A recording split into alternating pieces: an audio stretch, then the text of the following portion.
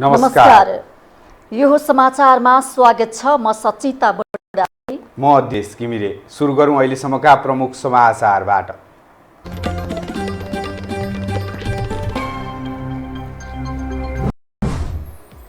नेपालमा आज थप 109 जनामा कोरोना संक्रमण पुष्टि।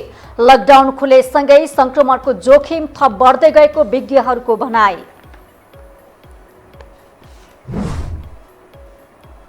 पत्नी हत्या अभियोग लागेका पूर्व डीआईजी कोइरालालाई 8 वर्षमै जेल मुक्त गराएपछि आलोचना चुलियो। न्यायाधीशलाई महाअभियोग लगाउनुपर्ने माग। क्रियाशील सदस्य थप्ने कांग्रेसको योजनामा पार्टीका नेताहरू असन्तुष्ट। सदस्यता थप्दा महाधिवेशनमा विवाद हुने जिल्ला सभापतिहरूको दाबी। चितवन चेपाङ समुदायमा निकुञ्जकै कर्मचारीले आगो लगाएपछि पीडित परिवारको बिचल्ली। विद्यालय भवनमै बस्न बाध्य। र भारतमा कोरोना संक्रमितको संख्या अत्याधिक वृद्धि। एक दिन थपे 49,000 संक्रमित, 31,000 भन्दा बढीको मृत्यु।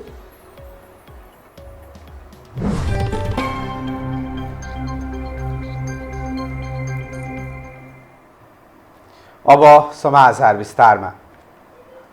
नेपालमा कोरोना भाइरस संक्रमणबाट थप 1 जनाको मृत्यु भएको छ। स्वास्थ्य तथा जनसङ्ख्या मन्त्रालयका अनुसार 12 स्थायी घर भएकी 17 वर्षीय किशोरीको कोरोनाका कारण मृत्यु भएको हो। यो सँगै नेपालमा कोरोनाबाट मृत्यु हुनेको संख्या 45 पुगेको मन्त्रालयका प्रवक्ता डाक्टर जागेश्वर गौतमले बताउनुभयो।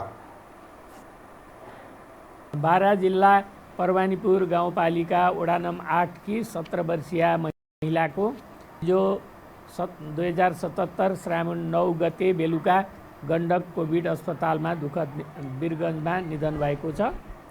गत बुधबार वीरगञ्ज हेल्थ केयर अस्पतालमा उपचारको लागि गएकी उनको आरडीटी परीक्षण गर्दा पोजिटिभ आएपछि बिहिबार अस्थायी कोभिड अस्पताल रेफर गरिएको थियो।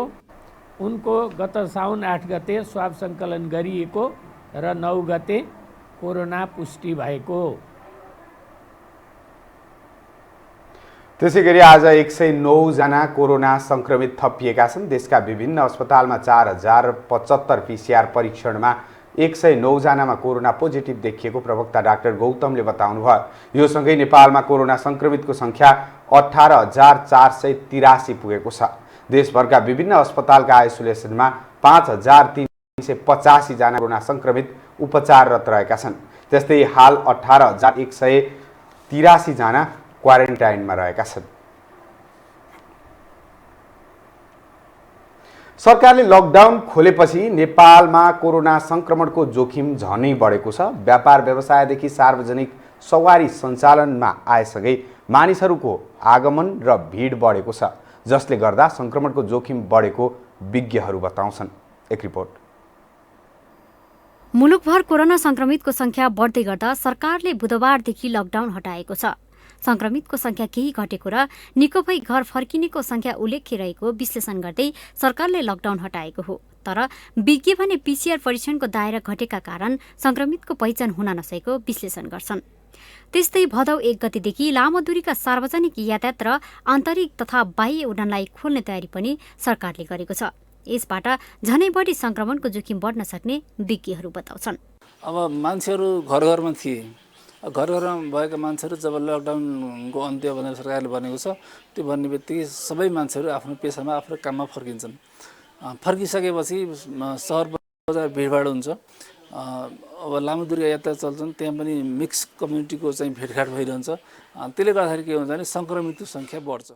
संक्रमणको जोखिम उच्च रहँदै गर्दा र जनजीवन पहिलेकै स्थितिमा फर्किँदा सर्वसाधारण पनि जोखिम बढ्ने बताउँछन्। एकैपटक लकडाउन खोलिँदा संक्रमण फैलिन सक्ने खतरा रहेको उनीहरूको भनाइ छ। पहिला लकडाउन गर्नुभन्दा अगाडि बाहिरबाट आउने मान्छे रोक्नु पर्थ्यो, त्यहाँ केही रकम पठाउनु पर्थ्यो, त्यहाँका मान्छेलाई त्यहीँ छेक्नु पर्थ्यो, अनि नेपालमा लकडाउन गर्नु पर्दैन थियो, यस्तो रोग आउँदैन थियो। लकडाउन त खास गरी हेर्ने हो भने विश्व हेरेर लकडाउन खुकुलो गर्नुपर्ने हो, अन्तर्राष्ट्रलाई हेरेर। अब अहिले हाम्रो नेपालमा मात्रै यसरी 81 लकडाउन खुकुलो हुँदाखेरि भोलि फेरि पछि फेरि चाहिँ सङ्क्रमणले चाहिँ सङ्क्रमण बढ्न सक्छ। यता उपप्रधानमन्त्री एवं रक्षा मन्त्री ईश्वर पोखरेलले नागरिकको दैजीवन सहजताको लागि सरकारले लकडाउन खोल्न बाध्य बनेको बताए। संक्रमणबाट जोगिन नागरिक आफै सचेत रहनुपर्ने उनको भनाइ छ। लकडाउनलाई हामीले फ्लेक्जिबल बनाएका छौँ। त्यो फ्लेक्जिबल किन बनाएका छौँ भन्दा मान्छेका दैनिक जीवनहरूलाई अलिकति सञ्चालित हुन दिनु पर्यो। आर्थिक कारोबारहरूलाई आर्थिक क्रियाकलापहरूलाई हामीले एउटा त्यसलाई चाहिँ अगाडि बढ्न दिनु पर्यो भन्ने उद्देश्य राखेर यो चिज गरे हो। मानिसहरूको जनजीवन र आर्थिक गतिविधिलाई अगाडि बढाउन पनि आवश्यक छ। त्यसका लागि लकडाउन खोल्नै पर्ने हुन्छ। तर संक्रमणको जोखिम उत्तिकै रहेकाले सरकारले विशेष तयारी गर्न जरुरी छ। यो हो टेलिभिजनका लागि क्यामेरामा सञ्जय घिमिरेका साथमा लीलामाया ठटाल, काठमाडौँ। अब बाँकी समाचार। पत्नी हत्या अभियोगमा जन्म कैद सजाय भोगिरहेका पूर्व डीआईजी रञ्जन कोइरालालाई सर्वोच्च अदालतले 8.5 वर्षमै जेलमुक्त गराएपछि न्यायाधीशहरूलाई महाअभियोग लगाउनु पर्ने चर्चा यति बेला चुलिन थालेको छ। प्रधान न्यायाधीश स्वयंकै इजलासले गरेको निर्णय असन्तुलित र न्यायोचित नभएको भन्दै प्रधानमन्त्रीहरू हटाउने माग समेत हुन थालेको छ। एक रिपोर्ट। सर्वोच्च अदालतका प्रधान न्यायाधीश सोलेन्द्र शमशेर जबराकै इजलासमा भएको फैसला विवादमा परेपछि यति बेला महाअभियोग लगाउनु पर्ने टिप्पणी चुलिएको छ। पूर्व डीआईजी रञ्जन कोइरालाको मुद्दामा प्रधान न्यायाधीश र न्यायाधीशको बेन्चले सन्तुलित निर्णय गर्न नसकेको भन्दै महाअभियोग प्रस्ताव बाहिरिएको हो। तर कानून व्यवसायीहरूको संगठन नेपाल बार एसोसिएसनले भने हालसम्म आफ्नो आधिकारिक धारणा सार्वजनिक गरेको छैन। मुद्दा फैसला र यसमा आएको विवादपछि आफूहरू उक्त विषयमा अध्ययन गरिरहेको हुँदा छिट्टै धारणा सार्वजनिक गर्ने उसको भनाइ छ। महाअभियोग लगाउनका लागि गम्भीर प्रकृतिको संविधान उल्लङ्घन गरेको, कानुन उल्लङ्घन गरेको र आफ्नो कार्यक्षमता नभएको इत्यादि कारणहरू चाहिँ संविधानमा व्यवस्था छ। त्यो आधारमा चाहिँ महाअभियोग लगाउने हो। तर अहिले यति मात्रै कारण जो अभियोग ठहर गर्नुपर्छ भनेर सरकारले मुद्दा लगाएको छ, अभियोग ठहर भएकै छ, निर्दोष भएर निस्किया त होइन नि, उसलाई त के छ भने सजाय गरेर निस्किया हो। र खालि सजायको हकमा चाहिँ विवेकको प्रयोग, हेर्नुहोस् है, विवेकको प्रयोग गर्दाखेरि मेरो विवेक र तपाईँको विवेक फरक हुनसक्छ। हुन त सर्वोच्च अदालतले गरेको फैसलामा हस्तक्षेप नगर्ने वा त्यसका विरुद्ध आवाज उठाउन नमिल्ने विज्ञहरू बताउँछन्। तर राजनैतिक दलका नेता, कार्यकर्ता, कानून व्यवसायी र आम सर्वसाधारण भने अदालतप्रतिको विश्वास घटेको भन्दै सडकमा देखिएका छन्। जिल्ला र पुनरावेदन अदालतबाट जन्म कैदको फैसला सुनाइएका व्यक्तिलाई सर्वोच्चले सजाय घटाएर मुक्ति दिँदा न्यायाधीशको क्षमता र योग्यतामा प्रश्न उठेको धेरैको बुझाइ छ। यस विषयलाई नेकपाका सांसदहरू यसरी बुझ्छन्।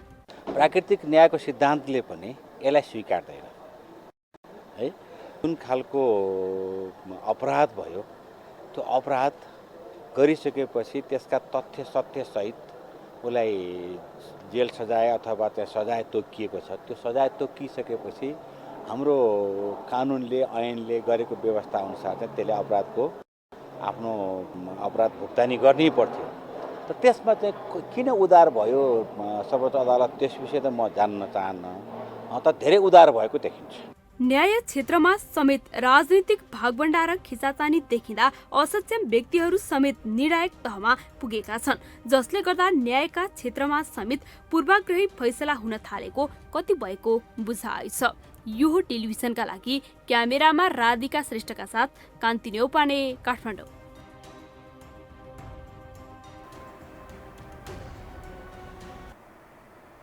नेपाली कांग्रेसले संगठन विस्तार गर्न र आगामी 14औं महाधिवेशन केन्द्रित भएर थप 50% क्रियाशील सदस्यता बढाउने योजना अघि सार्यो। तर क्रियाशील सदस्यहरूको क्रियाशीलता बढाउनु पर्ने समयमा सदस्यता बढाउने कुरा असम्भव भएको भन्दै कांग्रेस भित्रकै केन्द्र जिल्लाका नेताहरू समेत असन्तुष्ट छन्।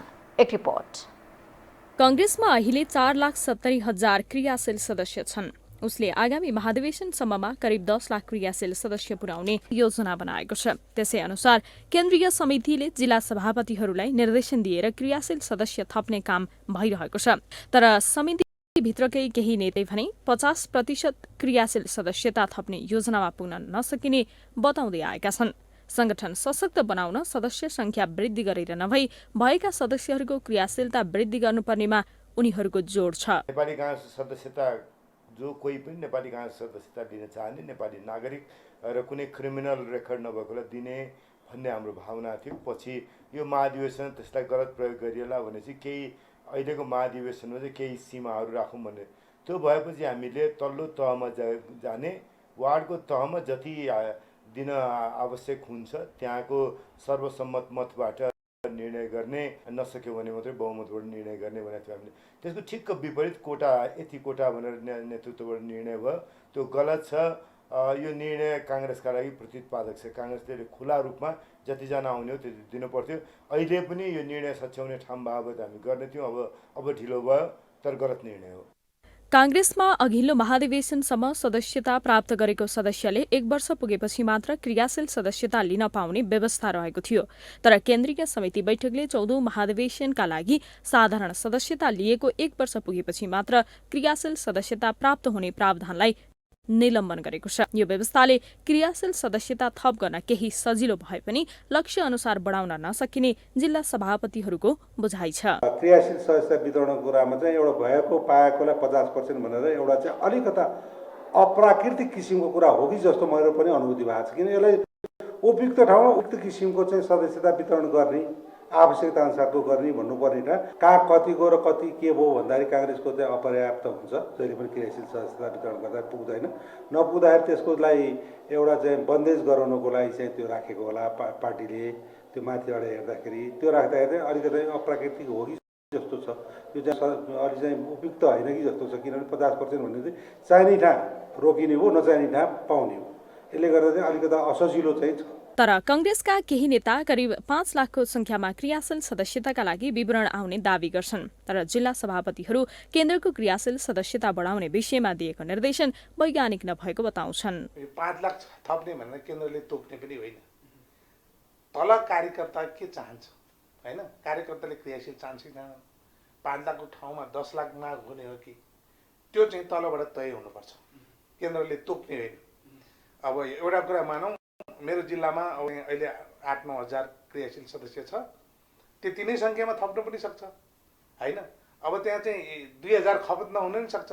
त्यसले त्यो के हो त भने केन्द्रले लाद्ने काम गर्नु हुँदैन। यो डेढी अथवा चाहिँ म चाहिँ अब 50% दिने जुन किसिमको चाहिँ आएको छ त्यसले चाहिँ राम्रो सन्देश जाँदैन। पार्टीभित्र गुटबन्दी हटाई कार्यकर्ताहरूको न्यायोचित मूल्याङ्कन गर्दै उनीहरूमा जोश, जाँगर र उत्साह भर्न सके मात्र कांग्रेस वास्तविक क्रियाशील र शक्तिशाली पार्टी बन्न सक्ने कतिपय नेताको बुझाइ छ।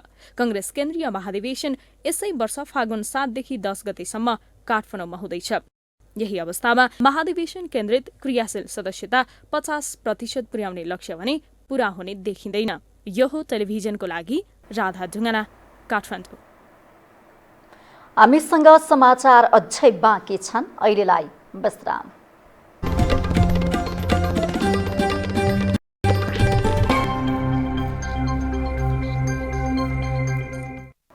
विश्रामपछि स्वागत छ। अब समाचार। नेपाली कांग्रेसका महामन्त्री पूर्णबहादुर खड्काले सरकारका कारण हत्या, हिंसा र भ्रष्टाचारका गतिविधिहरू बढिरहेको आरोप लगाउनु भएको छ। नेपाली कांग्रेस तरुण विभागले आयोजना गरेको कार्यक्रमलाई सम्बोधन गर्दै महामन्त्री खड्काले सरकार र सत्तारूढ दलको नेतृत्वमा हत्या, हिंसा, बलात्कार र भ्रष्टाचारका गतिविधिहरू भइरहेको बताउनु भएको हो। सरकारको रवैया र आन्तरिक खिचातानीका कारण जनताले दुःख पाएको उल्लेख गर्दै महामन्त्री खड्काले सरकारलाई खबरदारी गर्ने कुरामा कांग्रेस कमजोर नरहेको समेत दावी गर्नुभयो। सरकारको रवैया, सत्ताधारी दलको छिनाझप्टी, सत्ताको छिनाझप्टी, भ्रष्टाचार, अनियमितता, नीतिगत भ्रष्टाचार, हत्या, हिंसा, बलात्कार, जति पनि खालका समाज र मानव सभ्यताका लागि अहितकारी कुराहरू छन्, ती सबै कुराहरू वर्तमान सरकार र वर्तमान सत्ताधारी पार्टीको। काङ्ग्रेस प्रतिपक्षको भूमिका निभाउन नसकेको गुनासो रहे पनि काङ्ग्रेसले शान्तिपूर्ण राजनीति मार्फत सरकारलाई खबरदारी गरिरहेको महामन्त्री खड्काको भनाइ छ।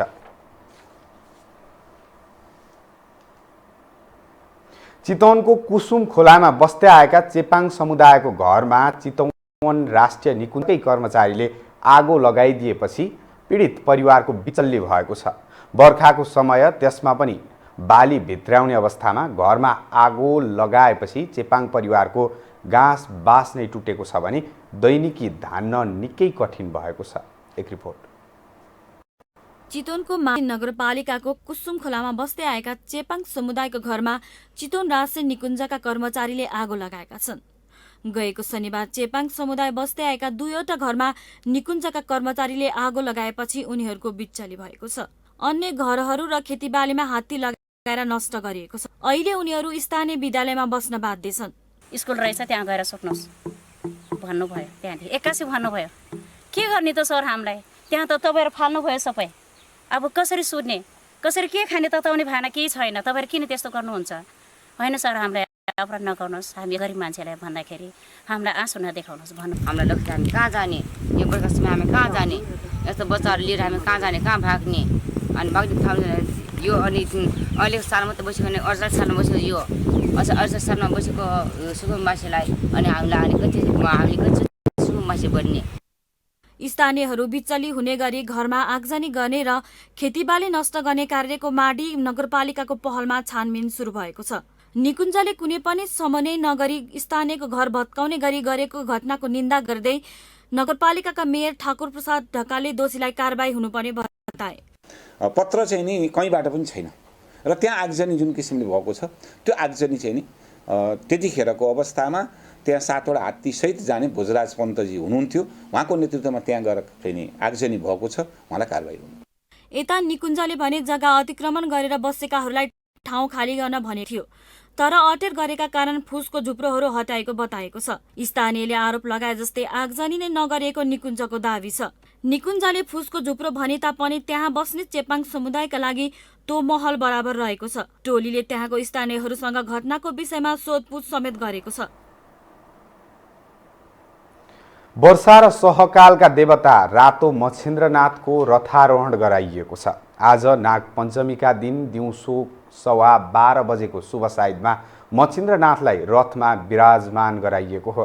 काठमाडौँ उपत्यकाको सबैभन्दा लामो रथ जात्राका रूपमा रहेको मच्छिन्द्रनाथको रथारोहण वैशाख शुक्ल प्रतिपदाका दिन गरिने भए पनि यो वर्ष कोभिड-19 का कारण केही समय ढिला भएको हो। लिच्छविकालदेखि निरन्तर चल्दै आएको जात्रामा रथारोहणको अन्तिम साइद आज परेकाले आज नै रथारोहण गरिएको दावी गरिएको छ। रथारोहण गराइए पनि रथ कहिले तान्ने भन्ने निर्णय भने भएको छैन।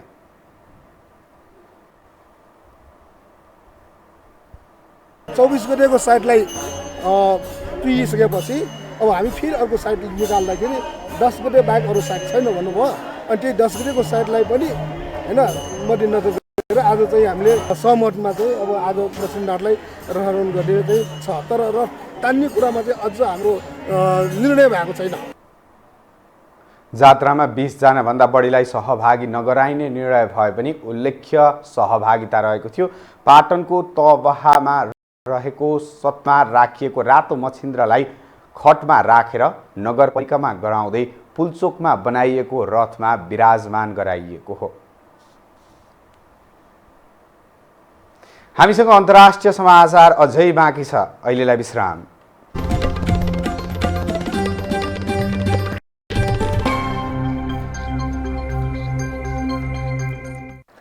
विश्रामपछि स्वागत छ। अब पालो अन्तर्राष्ट्रिय समाचारको।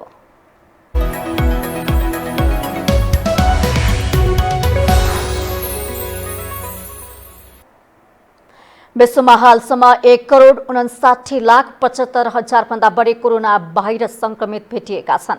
संक्रमणको कारण विश्वभरि 6,43,040 व्यक्तिको मृत्यु भएको छ भने संक्रमित मध्ये हालसम्म 97,67,000 व्यक्ति कोरोना मुक्त भएका छन्। यस्तै संयुक्त राज्य अमेरिकामा 42,50,000 भन्दा बढी कोरोना भाइरसका संक्रमित रहेका छन्। यस प्रकोपका कारण अमेरिकामा 1,49,000 को मृत्यु भइसकेको सकेको बताइएको छ।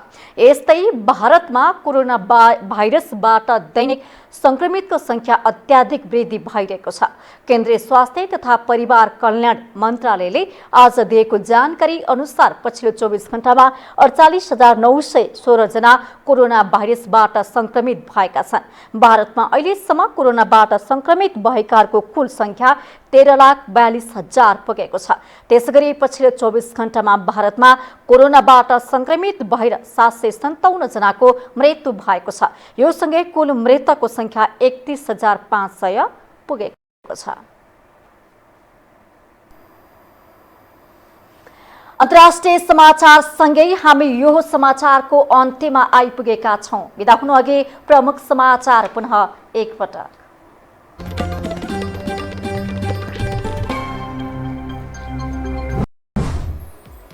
नेपालमा आज थप 109 जनामा कोरोना संक्रमण पुष्टि। लकडाउन खुलेसँगै संक्रमणको जोखिम थप बढ्दै गएको विज्ञहरूको भनाई।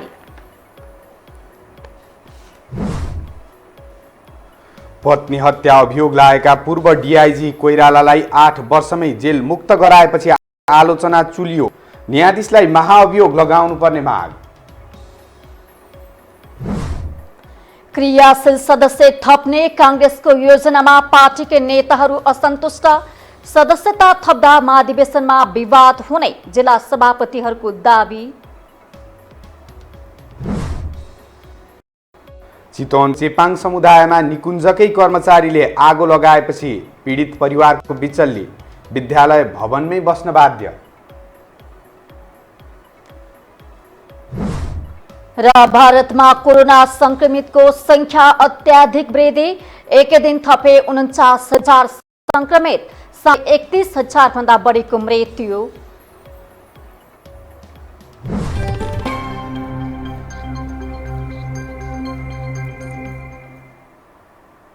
हवस् त यो समाचार अहिलेलाई सकियो। समाचार बुलेटिनका साथै यो टेलिभिजनका सम्पूर्ण कार्यक्रम यो खबर.com, युट्युब र फेसबुकमा पनि पढ्न र हेर्न सक्नुहुनेछ। मोबाइलमा यो टिभी एप डाउनलोड गरी हामीलाई प्रत्यक्ष हेर्न सक्नुहुनेछ। तथ्यसहितको निष्पक्ष समाचारका लागि यो टेलिभिजन हेर्दै गर्नुहोला। नमस्कार।